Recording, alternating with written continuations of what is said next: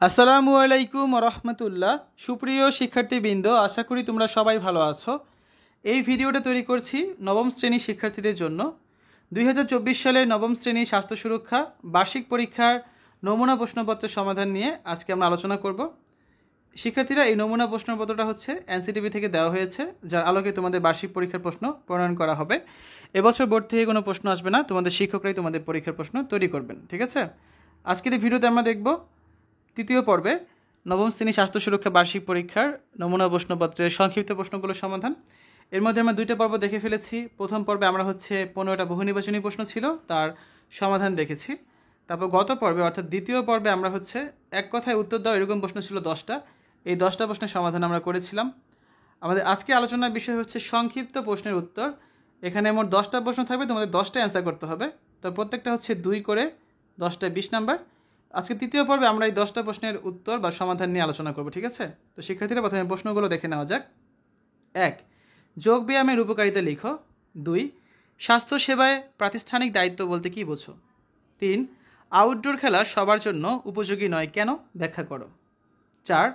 Cyber teens কি, ব্যাখ্যা করো। 5. শিক্ষা প্রতিষ্ঠানে কীভাবে বুলিং রোধ করা যায়, ব্যাখ্যা করো। 6.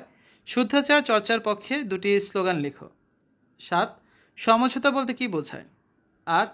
আত্মসুরক্ষায় তুমি কী পদক্ষেপ নেবে, লেখো। 9. আসক্তি দৈনন্দিন জীবনে যে ধরনের নেতিবাচক প্রভাব ফেলে তা ব্যাখ্যা করো। এবং 10 নম্বর পরিবারে অসুস্থ ও বয়স্ক ব্যক্তির পরিচর্যা ও স্বাস্থ্য অধিকার রক্ষায় কী ভূমিকা পালন করবে। তো শিক্ষার্থীরা, চলো এখন আমরা এই 10টা প্রশ্নের সমাধান নিয়ে আলোচনা করি। সংক্ষিপ্ত প্রশ্নের উত্তর, প্রত্যেকটা প্রশ্ন উত্তর দিতে হবে, কোনো বেশি প্রশ্ন থাকবে না। প্রথম প্রশ্নটা 1 নম্বরে, যোগ ব্যায়ামের উপকারিতা লিখো। যোগ ব্যায়াম এমন এক ধরনের ব্যায়াম যেটিতে ঝোঁকা, দাঁড়ানো, উল্টানো, মোচড়ানো ইত্যাদি ভঙ্গি যুক্ত থাকে। যোগ ব্যায়ামের অনেক উপকারিতা রয়েছে, নিচে যোগ ব্যায়ামের উপকারিতাগুলো তুলে ধরা হলো। শারীরিক ও মানসিক ভারসাম্য রক্ষা করতে সাহায্য করে। শরীরে জমে থাকা বিষ মানে টক্সিন দূর করতে যোগাসন খুবই গুরুত্বপূর্ণ। হজম শক্তি উন্নত করে এবং কোষ্ঠকাঠিন্য দূর করে। চাপ দূর করতে যোগাসনের কোনো বিকল্প নেই। শরীরে রক্ত সঞ্চালন বাড়াতে সাহায্য করে যোগাসন। মনের চঞ্চলতা কমায়, ধৈর্য শক্তি বাড়ায়। মেয়েদের পিরিয়ডের সময় ব্যথা নিরাময় করতে সাহায্য করে। যোগাসন বিচলিত বিক্ষিপ্ত মনকে শান্ত করতে সাহায্য করে। তারপর দ্বিতীয় প্রশ্নে রয়েছে, স্বাস্থ্য সেবায় প্রাতিষ্ঠানিক দায়িত্ব বলতে কী বোঝো? স্বাস্থ্যসেবা একটি মানবাধিকার। স্বাস্থ্যসেবা বলতে রোগ, অসুস্থতা, আঘাত এবং অন্যান্য শারীরিক ও মানসিক বৈকল্য প্রতিরোধ, নির্ণয়, চিকিৎসা, নিরাময় ও আরোগ্য লাভ করার মাধ্যমে মানুষের স্বাস্থ্য রক্ষণাবেক্ষণ বা উন্নত করাকেই বোঝানো হয়। স্বাস্থ্য পেশাজীবী এবং স্বাস্থ্য সংশ্লিষ্ট ক্ষেত্রের পেশাদার ব্যক্তিরা স্বাস্থ্যসেবা প্রদান করতে থাকে। সামাজিক ও অর্থনৈতিক অবস্থান, লিঙ্গ ও যৌন বৈচিত্র্যভেদে যে কোনো মানুষের মর্যাদার সঙ্গে তার প্রয়োজন অনুযায়ী স্বাস্থ্যসেবা দেওয়ার দায়িত্বপ্রাপ্ত প্রতিষ্ঠান কর্তৃক সেবাদানের প্রতিশ্রুতিবদ্ধ দায়িত্বই হলো স্বাস্থ্যসেবার প্রাতিষ্ঠানিক দায়িত্ব। 3 নম্বর প্রশ্নটা আউটডোর খেলা সবার জন্য উপযোগী নয় কেন, ব্যাখ্যা করো। ঘরের বাইরে অর্থাৎ খেলার মাঠ বা বড় খোলা জায়গায় যেসব খেলা অনুষ্ঠিত হয় তাকে আউটডোর গেমস বা আউটডোর খেলা বলা হয়। আউটডোর খেলা খেলতে হলে শারীরিক ও মানসিক যোগ্যতা ও অনুকূল পরিবেশ নিশ্চিত করতে হয়, আর এগুলোর অভাবেই আউটডোর খেলা সবার জন্য উপযোগী হয় না। তাছাড়া শারীরিক সক্ষমতা, মনোবল ও আত্মবিশ্বাসের অভাবে প্রতিবন্ধী বা বিশেষ চাহিদা সম্পন্ন ব্যক্তি খেলায় অংশগ্রহণ করতে সক্ষম হয় না। Football, cricket, basketball, hockey, softball নিক্ষেপ, ভলিবল, হাডুডু ইত্যাদি এসব খেলায় বৃদ্ধির পাশাপাশি অনেক শক্তির প্রয়োজন হয়। পঙ্গু হলে বুদ্ধির পাশাপাশি হবে। পঙ্গু হলে এসব খেলা খেলতে পারে না। তাছাড়া দৃষ্টি প্রতিবন্ধীরা এসব খেলা খেলতে পারে না, কারণ এসব খেলায় বল এবং নির্দিষ্ট স্থানের দিকে লক্ষ্য রাখতে হয়। 4 নম্বর প্রশ্ন সাইবার টিনস কি, ব্যাখ্যা করো। সাইবার টিনস একটি মোবাইল অ্যাপ। সাদাত রহমান নামের নড়াইলের একজন কিশোর তার এলাকায় যৌন হয়রানি, নিপীড়ন ও সহিংসতা বন্ধের জন্য সাইবার টিনস নামক একটি মোবাইল অ্যাপ তৈরি করে। এ ধরনের নির্যাতনের শিকার হয়ে এই অ্যাপের মাধ্যমে স্থানীয়ভাবে অনেকেই অভিযোগ করতে পেরেছে, ফলে অপরাধীকে আইনানুগ শাস্তির আওতায় আনা সম্ভব হয়েছে। এই অবদানের জন্য 2020 সালে তাকে ইন্টারন্যাশনাল চিলড্রেন পিস প্রাইজ দেওয়া হয়েছে। তারপর দেখো 5 নম্বরে কি আছে, শিক্ষা প্রতিষ্ঠানে কীভাবে বুলিং রোধ করা যায়, ব্যাখ্যা করো। শিক্ষা প্রতিষ্ঠানে নিম্নোক্ত পদ্ধতিতে পদক্ষেপ অনুসরণের মাধ্যমে বুলিং রোধ করা যায় বলে আমি মনে করছি। কেউ যদি যৌন হয়রানি, নিপীড়ন ও সহিংসতা সংক্রান্ত কোনো পরিস্থিতির সম্মুখীন হয় তাহলে যথাযথ পদক্ষেপ গ্রহণের জন্য সে সরাসরি বিদ্যালয়ের যৌন হয়রানি প্রতিরোধ কমিটিকে জানাতে পারবে।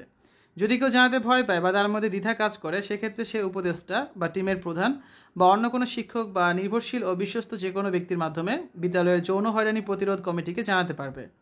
ঝুঁকিপূর্ণ আচরণ ও আসক্তিতে কেউ জড়িয়ে পড়েছে জানলেও তাকে সহযোগিতা করার জন্য সুরক্ষা টিমের উপদেষ্টা ও প্রধান অথবা অন্য কোনো শিক্ষক বা নির্ভরশীল বিশ্বস্ত ও যিনি এই বিষয়ে সহযোগিতা করতে পারবেন এমন ব্যক্তিকে জানাতে হবে। এছাড়া বুলিংয়ের নেতিবাচক প্রভাব সম্পর্কে সচেতনতা সৃষ্টি এবং অপরাধের শাস্তির বিষয়ে সচেতনতা বাড়ানোর মাধ্যমেও শিক্ষা প্রতিষ্ঠানে বুলিং কর্মকাণ্ড রোধ করতে ভূমিকা রাখা যাবে বলে আমি মনে করছি। 6 নম্বর প্রশ্নে রয়েছে শুদ্ধাচার চর্চার পক্ষে 2টি স্লোগান লিখো। নিচে শুদ্ধাচার চর্চার পক্ষে 2টি স্লোগান লেখা হলো: সর্বদা সত্য কথা বলবো, সৎ পথে চলবো, বৃক্ষ নিধন নয় গাছ লাগাই, সুন্দর জীবন গড়ি। 7 নম্বর প্রশ্নে রয়েছে সমঝোতা বলতে কী বোঝায়। সমঝোতা হলো দুই পক্ষের মধ্যে পারস্পরিক বোঝাপড়ার জন্য হওয়া আলোচনা, যার মাধ্যমে উভয় পক্ষই নিজ নিজ জায়গা থেকে কোনো একটি গ্রহণযোগ্য ও লাভজনক সিদ্ধান্তে পৌঁছানোর চেষ্টা করে থাকে। দলগতভাবে সবাই একটা সিদ্ধান্তের পক্ষে মত দিলেও সবার সন্তুষ্টির মাত্রা একরকম কিন্তু হয় না। দলের মধ্যে একই সিদ্ধান্ত গ্রহণের কারণ বিভিন্ন জনের কাছে বিভিন্ন রকম। এই একই পরিস্থিতিতে বিভিন্ন জনের প্রত্যাশা বিভিন্ন রকম হয়ে থাকে। দলের মধ্যে এই বিষয়গুলোতে কারো কারোর সঙ্গে মিল আছে, আবার কারোর সঙ্গে মিল নেই। তবে এভাবে সবার সঙ্গে আলাপ আলোচনা ও বোঝাপড়ার মাধ্যমে আমরা সবার পক্ষ থেকে সিদ্ধান্ত নেই যে এই প্রক্রিয়াটি হলো সমঝোতা। ব্যক্তিগত মত ভিন্ন ভিন্ন হলেও সবার সঙ্গে বোঝাপড়া করে সমঝোতার মাধ্যমে আমরা একটি কার্যকর ও গ্রহণযোগ্য সিদ্ধান্ত গ্রহণ করতে পারি। ঠিক আছে। তারপর 8 নম্বর প্রশ্ন রয়েছে আত্মসুরক্ষায় তুমি কি কি পদক্ষেপ নিবে লিখো। আত্মসুরক্ষায় আমি নিম্নোক্ত পদক্ষেপগুলো নিতে পারি। প্রথমে আছে কি, আমরা দৃঢ়তার সাথে কথা না বলতে পারি, খারাপ মানুষ বা খারাপ কাজ থেকে দূরত্ব বজায় রাখতে পারি, উৎপীড়নের মুখোমুখি হয়ে প্রতিবাদ করতে পারি, উৎপীড়নের শিকার হলে সাহায্য চাইতে পারি, উপহার গ্রহণে সতর্ক থাকতে পারি, নির্যাতনের শিকার হলে তা বড়দের সাথে শেয়ার করে সাহায্য চাইতে পারি, আইনগত সাহায্য চাইতে পারি, সুরক্ষা টিমের সাহায্য নিতে পারি। 9 নম্বর প্রশ্নে রয়েছে আসক্তি দৈনন্দিন জীবনে যে ধরনের নেতিবাচক প্রভাব ফেলে তা ব্যাখ্যা করো। আসক্তি দৈনন্দিন জীবনে যেভাবে নেতিবাচক প্রভাব ফেলতে পারে তা নিম্নে তুলে ধরা হলো। দৈনন্দিন জীবনযাপন অর্থাৎ দৈনন্দিন কাজ, পড়াশোনা, খেলাধুলা, এমনকি ঘুমের সময় ব্যাহত হয়। ধীরে ধীরে এর উপর নির্ভরতা এবং সময় দেওয়ার পরিমাণ বাড়তি থাকে। অনেক সময় বুঝতে পারি অনেক ক্ষতি হয়ে যাচ্ছে, তারপরও সরে আসতে ইচ্ছা করে না। কেউ সরে আসতে বললে তার উপর রাগ হয়, অনেক সময় খারাপ আচরণ করি ও যা নিয়ে পরে আবার নিজের উপর মন খারাপ হয়, রাগ হয়। যে বিষয়ে নির্ভরশীল হয়ে পড়ি তা থেকে বিরত থাকতে গেলে কিছু শারীরিক ও মানসিক অস্বস্তি বোধ হয়, কখনো কখনো সমস্যা এমনকি রোগ দেখা দেয়। শরীর ও মনে নেতিবাচক প্রভাব পড়ে, এর থেকে পারস্পরিক সম্পর্ক খারাপ হতে পারে, ফলে সামগ্রিকভাবে ভালো থাকা ও সুস্বাস্থ্য ব্যাহত হয়। সর্বশেষ 10 নম্বর প্রশ্নে রয়েছে পরিবারের অসুস্থ ও বয়স্ক ব্যক্তির পরিচর্যা ও স্বাস্থ্য অধিকার রক্ষায় তুমি কি ভূমিকা পালন করবে। পরিবারের অসুস্থ ও বয়স্ক ব্যক্তির পরিচর্যায় আমার ভূমিকা: পরিবারের অসুস্থ ও বয়স্ক ব্যক্তিদের প্রতিদিনের পুষ্টিকর ও সুষম খাবারের দিকে বিশেষ করে নজর রাখব। যে তারা প্রতিদিন যে খাবারটা খাচ্ছে সেই খাবারে পুষ্টি উপাদান কীরকম আছে, সেই খাবারটা সুষম খাবার কিনা সেই বিষয়ে আমাদের লক্ষ্য রাখতে হবে। তারপর আছে কি, তাদের প্রতি যত্নশীল মনোভাব এবং আচরণ প্রদর্শন করব। কোনো কারণে অসুস্থ বোধ করলে তৎক্ষণাৎ নিকটস্থ চিকিৎসা কেন্দ্রে তাদের নিয়ে যাব। ঠিক সময়ে পরিমাণ মতো ওষুধ খেতে সাহায্য করব। এবার আছে কি, স্বাস্থ্য অধিকার রক্ষায় আমার ভূমিকা কী হবে দেখো। 1 নম্বর, সবাইকে স্বাস্থ্য অধিকার সম্পর্কে আমি সচেতন করব। 2, রোগ প্রতিরোধ ও প্রাথমিক স্বাস্থ্যসেবা করব। 3, স্বাস্থ্য সংক্রান্ত সমস্যায় ঝুঁকি মোকাবেলার জন্য প্রয়োজনীয় পরামর্শ দেব। তারপর 4 নম্বরে আছে পরিবারে কেউ অসুস্থ বোধ করলে তৎক্ষণাৎ নিকটস্থ চিকিৎসা কেন্দ্রে ভর্তি হওয়ার পরামর্শ দেব। 5, সংবাদ সম্মেলন বা অভিভাবক সমাবেশ করে সবাইকে স্বাস্থ্যসেবা প্রাপ্তির গুরুত্ব সম্পর্কে অবহিত করব। এবং 6 নম্বরে আছে অসুস্থ বোধ করলে দ্রুত চিকিৎসা কেন্দ্রে নিয়ে যাব। তো এই হচ্ছে আজকের আলোচনা। শিক্ষার্থীর আগামী পর্বে আমার রচনামূলক প্রশ্ন রয়েছে দৃশ্যপটবিহীন 3টা প্রশ্ন।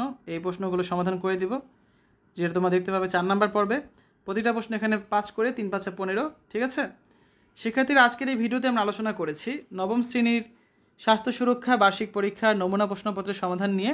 আমরা ইতিমধ্যেই বহু নির্বাচনী প্রশ্ন, এক কথায় উত্তর, সংক্ষিপ্ত প্রশ্নের উত্তর এই টপিকগুলো আলোচনা করে ফেলেছি। আমাদের শুধু বাকি রয়েছে রচনামূলক প্রশ্ন। এই ভিডিওগুলো শীঘ্রই চলে আসবে। তার পরবর্তীতে আমরা তোমাদের যে 5টা বা 6টা অধ্যায় রয়েছে সেই অধ্যায়গুলো থেকে সাজেশন আকারে কিছু ভিডিও দিব। সেই ভিডিওগুলো দেখলে তোমরা পরীক্ষার জন্য সর্বোচ্চ প্রিপারেশন নিতে পারবে। খুব শীঘ্রই ভিডিওগুলো আসবে। শিক্ষার্থীরা, আশা করি আজকের ভিডিওটা তোমাদের কাছে ভালো লেগেছে। পরবর্তী পর্বগুলো দেখার আমন্ত্রণ জানিয়ে আজ এখানে বিদায় নিচ্ছি। আল্লাহ হাফেজ।